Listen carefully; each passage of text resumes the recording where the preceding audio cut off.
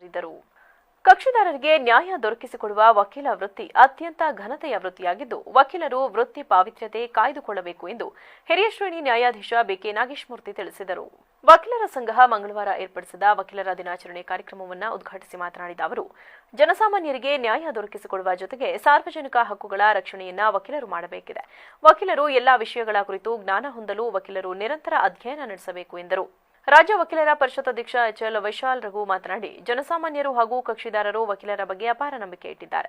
ಇದಕ್ಕೆ ಚ್ಯುತಿ ಬಾರದಂತೆ ವಕೀಲರು ಕರ್ತವ್ಯ ನಿರ್ವಹಿಸಬೇಕು. ವೃತ್ತಿ ಜೀವನದ ಒತ್ತಡದಲ್ಲಿ ಬಹಳಷ್ಟು ವಕೀಲರು ಅನಾರೋಗ್ಯಕ್ಕೆ ತುತ್ತಾಗುತ್ತಿದ್ದಾರೆ.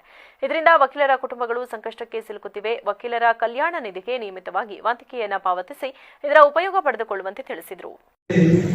ನಮ್ಮ ನ್ಯಾಯಾಧೀಶರು ಕೂಡ ಭಾಗವಹಿಸಿದ್ದಾರೆ. ಅಂದ್ರೆ ಈ ಬಾರ್ ಅಂಡ್ ಬೆಂಚ್ ಎಷ್ಟು ಅನ್ಯೂನ್ಯತೆ ಇದೆ ಅಂತ ಹೇಳಿ ಕಾಣಿಸ್ತಾ ಇರೋದು. ಯಾವುದೇ ಒಂದು ವಕೀಲರ ಸಂಘದಲ್ಲಿ ನಗ್ನಗ್ತಾ ಇಷ್ಟೊಂದು ಕಾರ್ಯಕ್ರಮದಲ್ಲೂ ಕೂಡ ಭಾಗವಹಿಸ್ತಾರೆ ಅಂದ್ರೆ ಬಹಳ ಒಳ್ಳೆಯ ನ್ಯಾಯಾಧೀಶರು ಕೂಡ ಹಕ್ಕುಗಳು ವಕೀಲರ ಸಂಘ ಪಡ್ಕೊಂಡಿದೆ ಅಂತ ಭಾವಿಸ್ತಾ, ಮತ್ತೆ ಇದು ವಕೀಲರ ಪರಿಷತ್ ವಿಚಾರಕ್ಕೆ ಬಂದ್ರೆ ಹಲವಾರು ಜನ ಯಾಕೆ ಗೊತ್ತಿಲ್ಲ, ಇನ್ನ ಸಬ್ಸ್ಕ್ರಿಪ್ಷನ್ ಕಟ್ತಾ ಇಲ್ಲ. ಸ್ನೇಹಿತರೆ, ಇದನ್ನ ಬಹಳ ನೆನಪಾಗಿಟ್ಕೊಳ್ಳಿ. ನಾವು ಹೇಳಿರುವಂತದ್ದು 15 ವರ್ಷ ಪ್ರಾಕ್ಟೀಸ್ ಅವರಿಗೆ 1,000 ಮಾತ್ರ. 15 ವರ್ಷ ಮೇಲ್ಪಟ್ಟವರು 2,000 ಕಟ್ಟುವಂಥದ್ದು. ಈಗ ಮೊನ್ನೆ ಶುಕ್ರವಾರ ಮೀಟಿಂಗ್ ಇತ್ತು ವೆಲ್ಫೇರ್ ಫಂಡ್.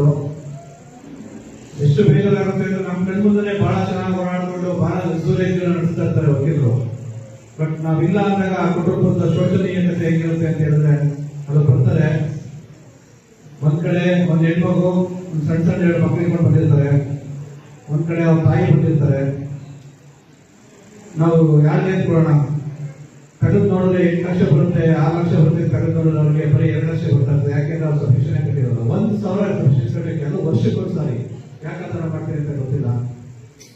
ಈ ಕಡೆ ಆ ಮಗುಗೆ ಡೆಪಾಸಿಟ್ ಮಾಡಿ ಆ ತಾಯಿ ಸ್ವಲ್ಪ ಕೊಡೋಣ ಅಂತ ಹೇಳಿದ್ರೆ ಹೆಂಡತಿ ನನ್ನ ಜೀವನ ಮಾಡೋಕೆ ಏನಿಲ್ಲ ಸರ್ ಅಂತ ಹೇಳ್ತಾರೆ. ಇವ್ರು ಕೊಟ್ರೆ ಆ ತಾಯಿ ನನ್ನ ನೋಡ್ಕೊಂಡು ಬೇರೆ ಯಾರು ಇಲ್ಲ, ನನ್ನ ಮಗ ಇದ್ದ ಸತ್ತೋದ ಅಂತ ಹೇಳ್ತಾರೆ. ಇದನ್ನೆಲ್ಲ ದಯವಿಟ್ಟು ಅರ್ಥ ಮಾಡ್ಕೊಬೇಕು. ಇರುವಾಗ ಬಹಳ ಲಕ್ಸುರಿ ಜೀವನ ಮಾಡ್ಕೊಂಡು ಹೋಗ್ತಾ ಇರ್ತೀರಾ. ನಾವಿಲ್ಲ ಅಂದಾಗ ನಮ್ಮ ಕುಟುಂಬ ನೋಡ್ಕೊಳ್ಳೋಕೆ ಯಾರು ಬರಲ್ಲ ಸ್ನೇಹಿತರೆ.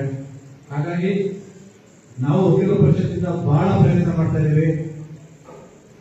ಏನಾದ್ರೂ ಮಾಡಿ ಅಟ್ಲೀಸ್ಟ್ ಒಂದು 20 ಲಕ್ಷ 25 ಲಕ್ಷ ಒಂದು ವಕೀಲರು ತೀರ್ಕೊಂಡ್ರೆ ಆ ಕುಟುಂಬಕ್ಕೆ ಅದು ಬಂದ್ರೆ ಅವಕ್ಕೆ ಅಟ್ಲೀಸ್ಟ್ ಆ ಮಕ್ಕಳು ಎಜುಕೇಶನ್ ಮಾಡೋದಿರ್ಬೋದು, ಅಥವಾ ತಂದೆ ತಾಯಿಗೆ ಕೊನೆಗಾಲದಲ್ಲಿ ಏನಾದ್ರೂ ಬೇರೆ ಏನೇನು ಬೇಡ, ಅಟ್ಲೀಸ್ಟ್ ಅವರಿಗೆ ಔಷಧಿ ತಗೊಳ್ಳೋಕಾದ್ರೂ ಒಂದು ಬೇಕಲ್ಲ. ಆ ದೃಷ್ಟಿಯಿಂದ ಮ್ಯಾಚಿಂಗ್ ಗ್ರಾಂಟ್ ಕೊಡಿ ಅಂತ ಕೇಳ್ತಾ ಇದೀವಿ. ಅದಕ್ಕೆ ಈ ಸರ್ಕಾರ ಮ್ಯಾಚಿಂಗ್ ಗ್ರಾಂಟ್ ಕೊಡೋದು ಕಷ್ಟ ಆಗ್ತಾ ಇದೆ. ಆದ್ರೆ ಇನ್ಶೂರೆನ್ಸ್ ಮಾಡ್ಕೊಡ್ತೀವಿ ಅಂತ ಭರವಸೆ ಕೊಟ್ಟಿದ್ದಾರೆ. ಅದನ್ನಾದ್ರೂ ಮಾಡ್ಕೊಡಿ ಅಂತ ಮುಖಾಂತರ ಮತ್ತೊಮ್ಮೆ ಅವರಿಗೆ ನೆನಪು ಮಾಡ್ತಾ, ಕಾರ್ಯಕ್ರಮದಲ್ಲಿ ವಕೀಲರ ಸಂಘದ ಅಧ್ಯಕ್ಷ ಎಂವೈ ಪ್ರಶಾಂತ್ ಕುಮಾರ್, ಪ್ರಧಾನ ಸಿವಿಲ್ ನ್ಯಾಯಾಧೀಶರಾದ ಆರ್ ಚಂಪಾಶ್ರೀ, 2ನೇ ಹೆಚ್ಚುವರಿ ಸಿವಿಲ್ ನ್ಯಾಯಾಧೀಶರಾದ ಎಂ ರಘು, ವಕೀಲರ ಸಂಘದ ಕಾರ್ಯದರ್ಶಿ ಕೆಆರ್ ಶ್ರೀಧರ್, ಖಜಾಂಚಿ ಎಂಬಿ ಸೋಮಶೇಖರ್ ಸೇರಿದಂತೆ ಇತರರು ಉಪಸ್ಥಿತರಿದ್ದರು.